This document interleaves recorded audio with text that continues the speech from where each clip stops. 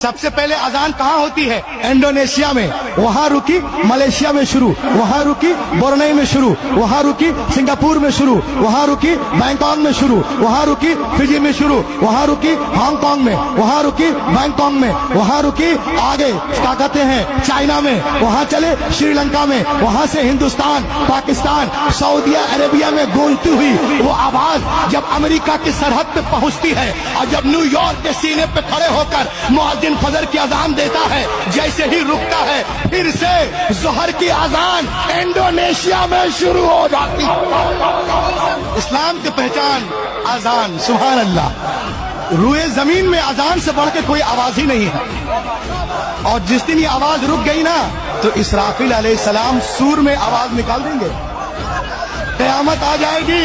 बहिश्त में मौला मकान देता है नबी के नाम पर जो अपनी जान देता है, नबी के नाम पर नबी